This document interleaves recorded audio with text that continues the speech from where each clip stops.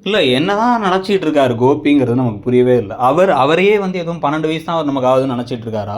எங்க அம்மா சொன்னாங்க அப்படின்னு சொன்னா வந்து தப்பிச்சுக்கலாம்னு நினைக்கிறாராங்கிறது புரியல. நேரா கிளம்பி வீட்டுக்கு போய் ராதிகா கிட்ட என்ன எதுக்கு வீட்டை காலி பண்ற? ஒய் என்ன பிரச்சனை? அப்படின்னு எதுவுமே தெரியாம கோமால இருந்து எந்திரிச்சு வந்த ஒரு ஆள் மாதிரி பேசுறதும், அவங்க அத்தனை விஷயங்களை எடுத்து எடுத்து சொல்றாங்க. நான் வீட்டுக்கு வந்தேன் மதிக்கல, உடம்பு சரியில்லை மதிக்கல, உடம்பு சரியில்லை நான் பார்க்க வந்தேன், என்னை போட்டு அவமானப்படுத்தினாங்க.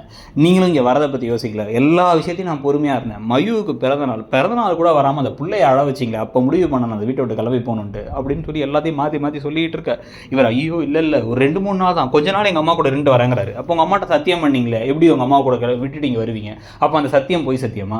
உங்கள் அம்மா வந்து பாக்கியா கூட திரும்பி வாழு, ராதிகா இடையில வந்தவ இடையிலே போட்டோம் அப்படின்றதுக்கு அமைதியாக இருந்தீங்க. அப்போ அது என்ன? இல்லை இவர் பைத்தியமா இல்லை நம்மளை பைத்தியமாகறாங்கிறது நமக்கு புரியவே இல்லை. இந்த மாதிரி ஒரு கதாபாத்திரமாக இவர் மாறுவார் நம்ம எதிர்பார்க்காத அளவுக்கு படுமட்டமாக படுமோசமாக இந்த கதாபாத்திரம் மாற, இன்னொரு பக்கம் நமக்கு உண்மையிலே பார்த்து வாவ் அப்படின்னு நினைக்கிற மாதிரி ஒரு விஷயம் நடந்தது. என்ன அப்படின்னு வந்து பார்த்தீங்கன்னா, பாக்கியாவோட அதிரடியான ஒரு பேச்சு தான். இது வரைக்கும் எப்பயுமே வந்து அவங்க முடிஞ்ச வரைக்கும் கோபியை ரொம்ப வந்து டேரெக்டாக திட்டவே மாட்டாங்க. அவரை இவங்க ஏன் சார்னு கூப்பிட்றாங்க, வாங்க போங்கன்னு கூப்பிட்றாங்கன்னு நம்ம பேசிக்கிட்டு இருந்தோம்ல.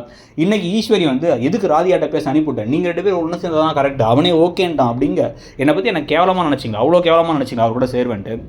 அவர் ஒரு அயோக்கியன், நம்பிக்கை துரோகி, மோசமான ஒரு ஆள், மட்டமான ஆள், கேவலமான ஆள், மிதியடி மாதிரி நடந்தார். அப்போ நம்ம நிறைய தடவை சொல்லியிருக்கோம்ல டோர் மேட்டுன்னு, அந்த மாதிரி ஒரு வார்த்தையை அவங்களே கடைசியாக சொல்லிட்டாங்க.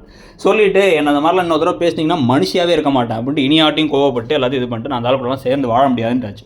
உங்கள் புள்ள பாசம் கண்ணை மறைக்குதுங்கிறத பயங்கரமாக சொல்லிட்டாங்க வேறு. ஸோ இப்போ திருன்னு ஈஸ்வரி முடிச்சுட்டு இருக்காங்க. இன்னொரு பக்கம் வீட்டு ஓனர்கிட்ட காசெல்லாம் கொடுத்து கடைசியில் வந்து சாவியெல்லாம் கொடுக்க, எதுக்கு இந்த வீட்டை விட்டு போகிறேன், நம்ம எவ்வளோ சந்தோஷமாக இருந்தோம்னா, நீங்கள் உங்கள் அம்மாவை கூட்டு வேணா இங்கே சந்தோஷமாக இருந்தீங்க, நான் சந்தோஷமாக இங்கே இருக்கல, மயும் இந்த வீட்டில் சந்தோஷமாக இருக்கல, எனக்கு இங்கே இருக்கணுங்கிற அவசியமும் இல்லை அப்படின்னு வந்து பயங்கரமாக சூப்பராக வந்து ராதிகாவும் பேசிட்டாங்க.